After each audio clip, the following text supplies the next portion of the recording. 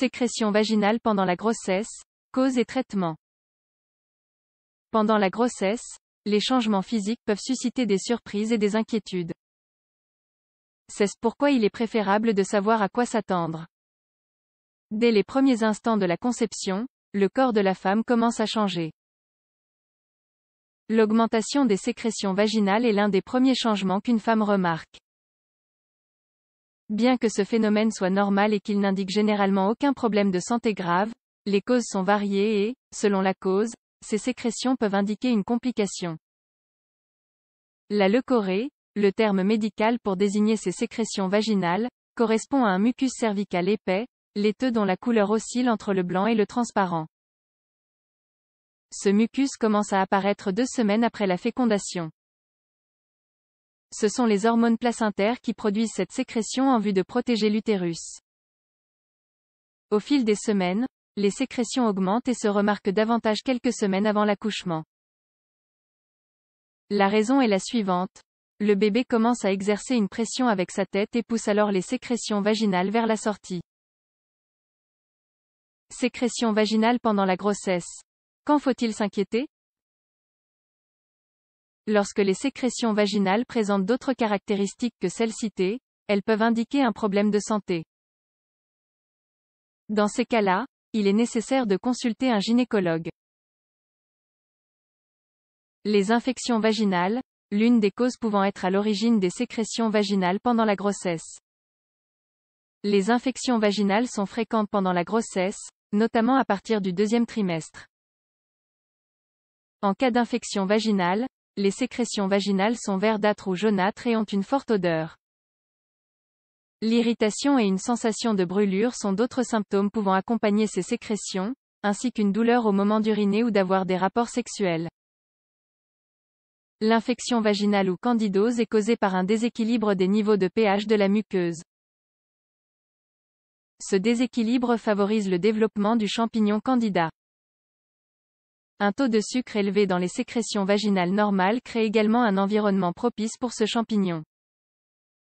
Bien que cette infection ne représente aucun danger, il est souhaitable de se rendre chez le médecin le plus rapidement possible afin de suivre rapidement un traitement. Autrement, l'infection peut être transmise au bébé pendant l'accouchement. Pendant la grossesse, le traitement le plus commun est à base de crème et de suppositoires, car on ignore si les médicaments oraux sont complètement sans danger pour le fœtus. Pour prévenir les infections vaginales, l'Association américaine de la grossesse recommande de suivre les conseils suivants. Porter des sous-vêtements en coton peu serré, avoir recours à des savons neutres et sans parfum, sécher la zone génitale avec un sèche-cheveux à basse température, nettoyer son vagin de l'avant vers l'arrière après avoir fait ses besoins, ne pas rester dans un maillot de bain trempé, prendre une douche, bien se sécher et changer de vêtements après avoir fait de l'exercice physique, ne pas faire des douches vaginales, consommer du yaourt avec des probiotiques et réduire sa consommation de sucre. La vaginose bactérienne. On parle de vaginose bactérienne lorsque la population bactérienne du vagin est plus importante qu'en temps normal. On ignore la cause à l'origine de la vaginose bactérienne, mais on pense qu'elle est liée au rapport sexuel. Environ 10% des femmes en souffrent. Une femme qui souffre de vaginose bactérienne ne présente pas toujours de symptômes, mais elle peut observer des sécrétions grisâtres ayant une odeur de poisson. Généralement, pendant la grossesse, une femme doit passer des examens pour déterminer la présence ou non d'une vaginose bactérienne. Cette infection peut provoquer un accouchement prématuré, voire même des avortements spontanés. Généralement, le traitement est à base d'antibiotiques oraux ou sous forme de crème. Les maladies sexuellement transmissibles. La présence d'une maladie sexuellement transmissible, MST, telle que la gonorrhée, la chlamydia, la syphilis ou la trichomonase entraîne également des sécrétions vaginales particulières.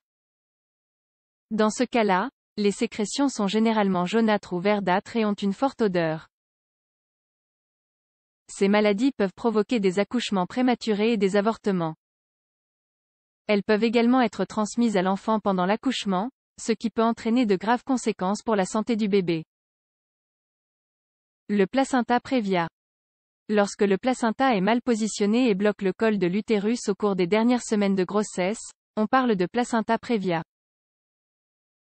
Cette condition peut provoquer des saignements anormaux pendant la grossesse et au moment de l'accouchement. Généralement, le placenta prévia est détecté via des échographies de routine à partir de la 20e semaine de grossesse.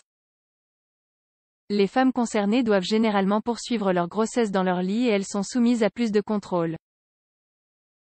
Dans les cas les plus extrêmes, la femme peut être amenée à rester au repos à l'hôpital ou bien à accoucher plus tôt par césarienne. Sécrétions vaginales pendant la grossesse. Comment les gérer? Il n'y a pas grand-chose à faire pour éviter une leucorrhée normale.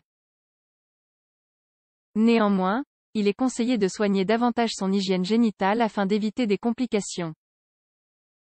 Garder la zone génitale propre et sèche, sécher la zone toujours de l'avant vers l'arrière, avoir recours à des compresses en coton.